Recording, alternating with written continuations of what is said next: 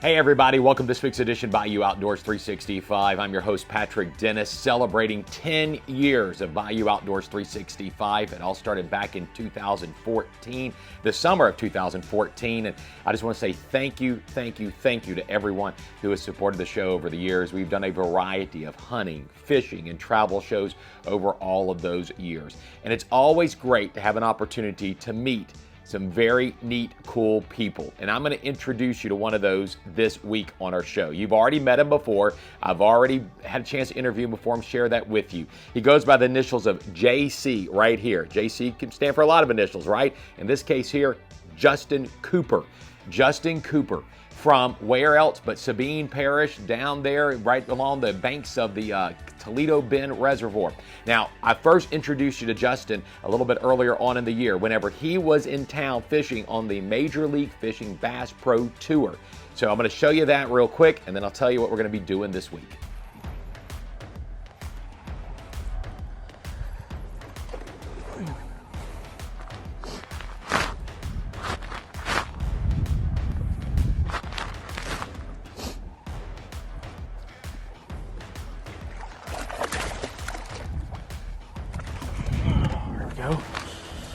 Ooh, there's nothing here to do it. 3 pounds, 2 ounces. 3, 2. All right, here we go. Let's get another one.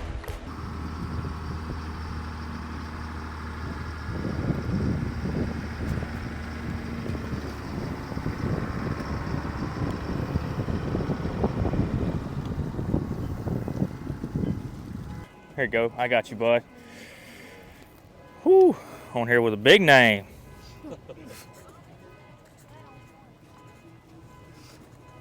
There you go, buddy. Yeah, thank you. Hey, Chase, how are you, bud? I'm good. Good to meet you, dude. Yeah. You want black or silver? I have a silver one. Here, let's keep it the you got same silver color. right there. Yeah, let's keep it the same color. We don't want to be a little bit different. Welcome back, everybody. Bayou Outdoors 365. So as I told you, we're going fishing this week with somebody from right here in Louisiana who fishes on the Major League Fishing Bass Pro Tour. Now, we already know about Nick from up here in Northwest Louisiana, Nick LeBrun. We're good friends with him, and we've been out fishing with him before. Hopefully, we'll do it again real soon. But this time around, we're going out with Justin Cooper, just 30 years old. It is his first year fishing, not professionally, he's done that before, but fishing on the Major League Fishing Bass Pro Tour. And it's the first year of it. He needs to get a certain amount of points in order to go and qualify to fish again for it next year. We're going to go out fishing with him this week. We're going to find out what he loves. We're going to find out his bait of his choice for his baits and all that stuff for you. Really cool stuff. If you love fishing Toledo Bend, you got to make sure that you watch this week's show. Let's go right now and get on the water with Justin.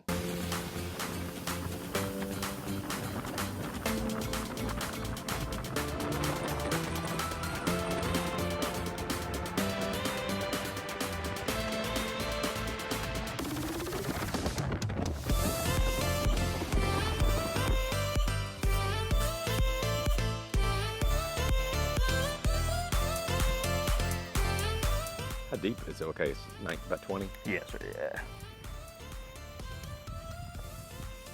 So you got a deep diving crank to try Yeah, to but get it down put a 6XD on. It's my favorite bait to throw, 100%. I love deep cranking.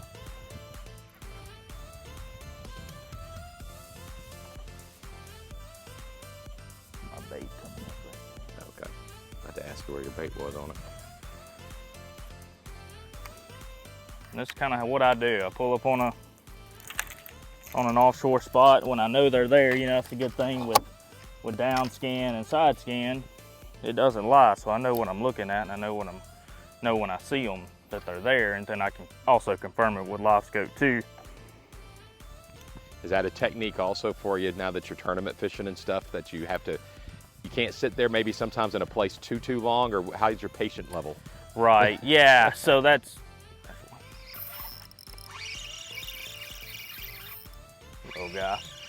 Yeah, that's the worst thing. You can get into an area and you know they're there. What in the world's a catfish? That's the thing on Toledo. You never know. You never know what you may catch here on Toledo Bend. But yeah, that's the thing. And decision making is so much of bass fishing. and especially tournament fishing itself specifically. You know, when to stay, when to go, when to throw this, when to throw that. It's, you know, and it's just, you can overthink it. And I try to just trust my gut, you know, whatever I'm feeling, I try to do. I try not to confuse myself, because you can, and at the same time, the brain on a bass is only about that big, so don't let them outsmart you either, but they will.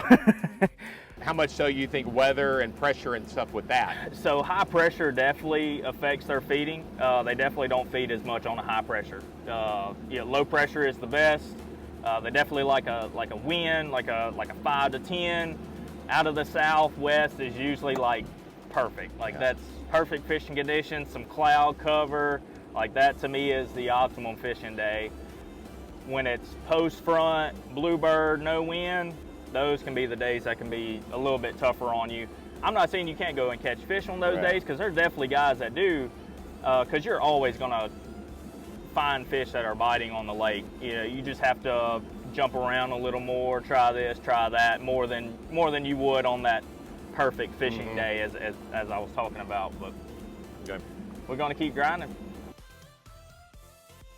So this time of year, you know, you're fishing out here. Are you thinking that because of how warm it is and hot it is, they're hanging out on the bottom in the deeper water, or what? They are. You know, you have resident fish that stay shallow year round, but in the summertime, I would say majority of your fish, 75 to 80%, are gonna be in deeper water where it's cooler, and that cooler water has more oxygen too. So, you know, that's where the bait's gonna be. That's where the bass are gonna be, wherever the bait is. This one doesn't get you wrapped up? Yeah, it tried. We got it out there. There we are. There you go, finally. Good solid fish. Yeah.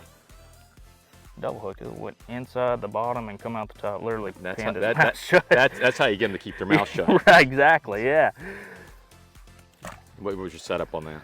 It was a Carolina rig with a V&M pork shed. It's, you know, just a go-to summertime Toledo Bend. You know, 3/4 ounce lead weight attached to a main line, 18-pound sunline sniper to a swivel, and then a 16-pound fluorocarbon leader to an owner hook, and that one took my pork shed, but we'll get another one of them and get back out there and get another fish.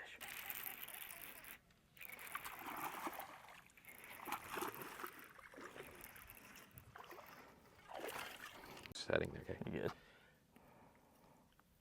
An owner hook had him pinned, I want to let him go. Not the same size. Yeah. Just beautiful Toledo Bend fish. Folks, deer season is going to be here before you know it, and now is the time to get ready for it. And if you need food to put in your feeder, if you need seeds to plant a food plot, go see Paul at Paul's Farm and Garden up there off North Market in Shreveport.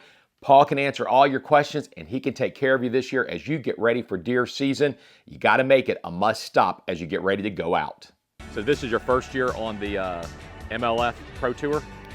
That's correct. It's my first year on the Bass Pro Tour. I fished the pro circuit, which is the level up under it, for 3 years, and it's a pro circuit in itself. It's definitely a professional level, but it's like AAA baseball, you know. So, but then got the call up this past year, and it's all, you know, based on points, just like golf or, you know, something like that. You know, have to do so well to move up levels.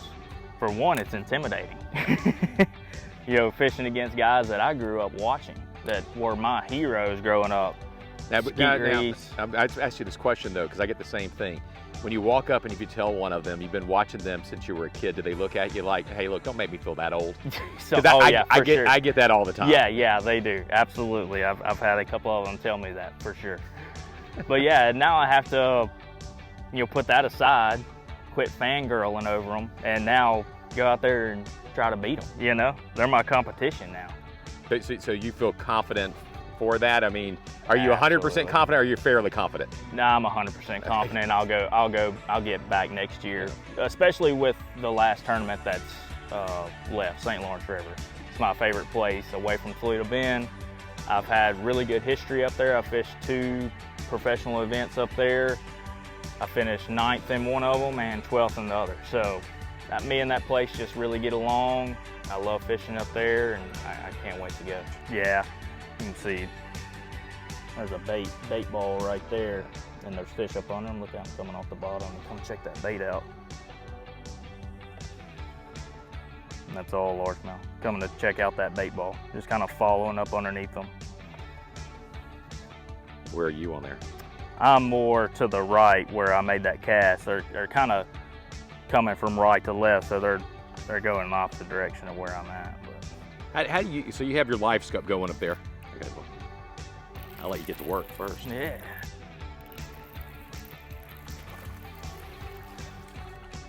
Not a big one. But you know what? They're still fun. Oh, every one of them's fun to catch. As my friend Homer would say, they have eyes and scales. That's right. I just want to give him a little pet and put him back. So I was going to ask you the question. So when you use live scope, are you using it to get an idea of where the fish are and just go out there and do your business? Or are you specifically target? It's a Because I noticed you weren't looking there at it. You had an idea, right, and you were just going about your business though. So it depends on the time of year is how I utilize it. In the pre-spawn, in the winter months when it's cold, these fish are more suspended chasing bait, and that's when I use it to target specific fish.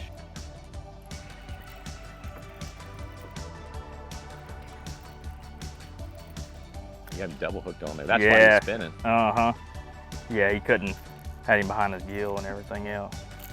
Well, you were wondering about throwing it out there getting caught in timber. You didn't though. Yeah, got caught on a bass.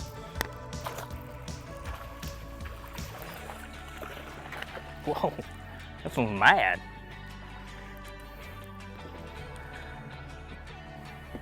Dang, they want to hook them every time.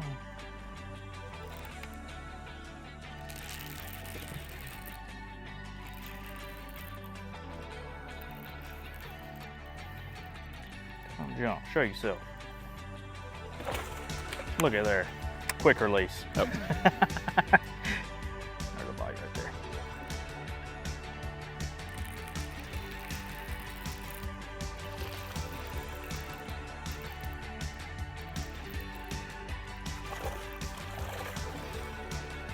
On up in here. There we go. Just another beautiful Toledo Bend bass.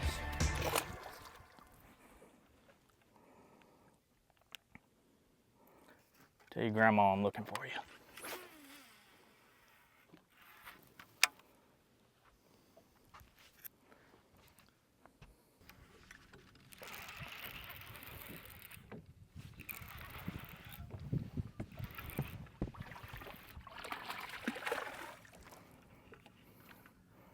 Ain't quite ready. Mad at him.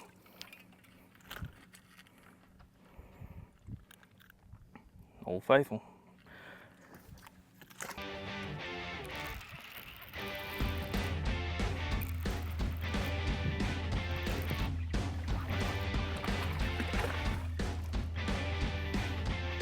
Ain't quite ready. Mad at him.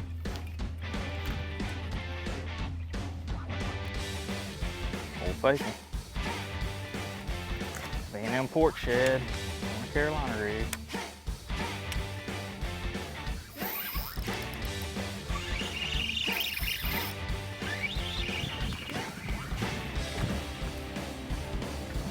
Drop shot found him one. 2-minute penalty. Come on, come on. Stop jumping around. Stop jumping around.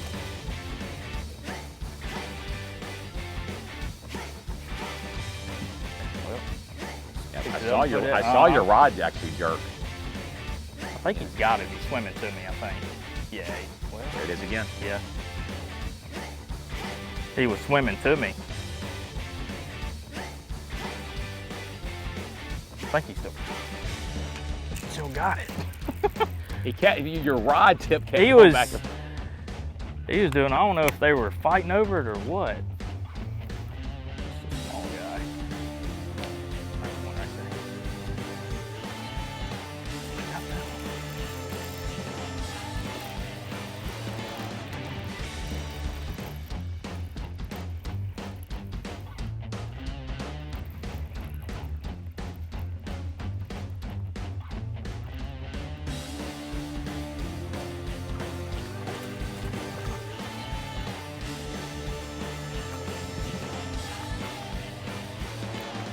chunker.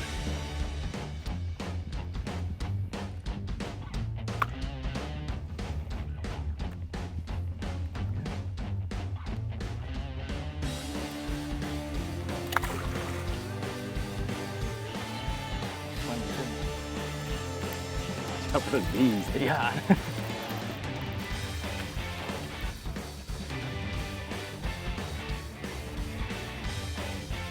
Not much to them. Ate it on the fall. I didn't get a chance, first cast.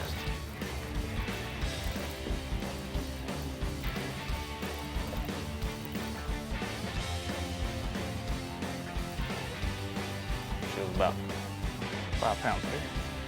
Oh, wait, is that the first one you caught on that? It is. First one I caught on the old wing ding. Watch yourself, got trouble. First one I caught and it didn't even hit the bottom. Trying to get it out.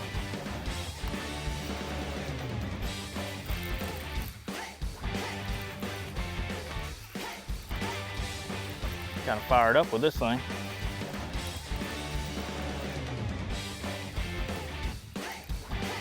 Little guy. White bass, that's why. Old sand bass. Real quick, everyone, I want to remind you about something. Check out the information on the screen. The Spring Hill Rodeo, the longest ongoing rodeo in the state of Louisiana. Folks, this thing is pretty cool here. It's going to be going on in the month of September. It's really and truly almost 2 weekends a row. Weekend number 1, they're going to have a barbecue cook-off competition. Also, bull riding as well. We'll be sharing more information for you and with you about that in the weeks to come.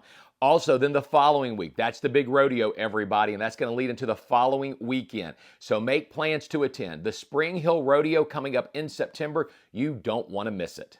Hey everybody, Justin Cooper here. We just wrapped up a morning here on Toledo Bend. Caught a lot of fish, no big ones, but a lot, which is, you can never complain about catching fish, right? That's what we love to do. That's what we come out here. So, one thing that we utilized today, a Strike King 6XD. This is by far my favorite bait to throw. If I can catch a bass, if I had to pick one way to catch a bass, this would be it right here. I have a couple colors that I rotate through. You know, today we had more sunny, slick, calm conditions, so I opted for something more as natural as possible, translucent with the sun. If it was more clouds and wind, I would opt for a chartreuse powder blue back, which is probably my all-time favorite color. I've caught more big fish on this exact bait than any other thing that's in this boat. But rod and reel setup, this is a Lew's BB1 Pro. This is a 6:5 to 1 gear ratio reel. You don't want anything that's too fast because you want to be able to, but nothing that's too slow either. You want to be able to get this crankbait down fast to its optimum depth, but then slow it down, your retrieve down a little bit to allow more bites and better hookups. Rod selection, this is a Custom Light extra deep cranking rod. It's a 710 medium heavy.